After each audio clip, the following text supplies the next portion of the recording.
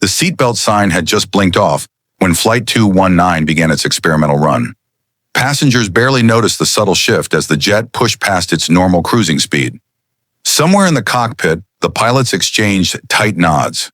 They had trained for this. A commercial aircraft quietly breaking the sound barrier. The first whisper came like a draft in the cabin.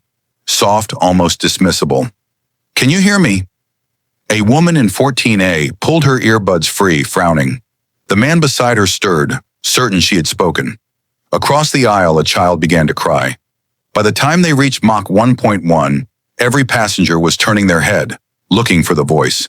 It wasn't coming from the intercom, nor from any single mouth.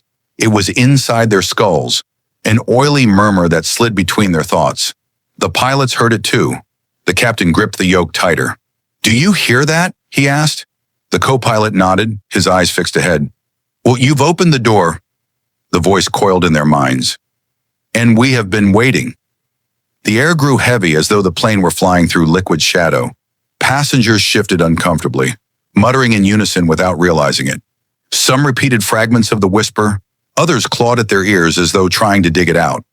The attendants moved down the aisle, but their smiles cracked into grimaces when the voice began to address individuals directly. "Passenger in 22D, you killed her, didn't you?" The man in 22D went pale, trembling.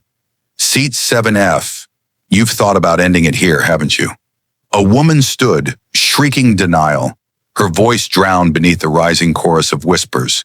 The captain tried to descend, but the altimeter spun wildly. The plane was no longer in control of its instruments or its trajectory. "Closer!" the voices urged, now a harmony of countless unseen mouths. The passengers stopped resisting, one by one. They turned to face forward, eyes glazed, lips moving in sync with the whispers.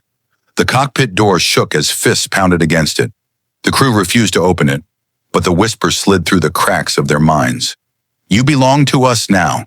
Fly higher, faster, beyond." The captain looked to his co-pilot, but the man was already mouthing the words. His hands guided the throttle forward, pushing the aircraft faster, higher.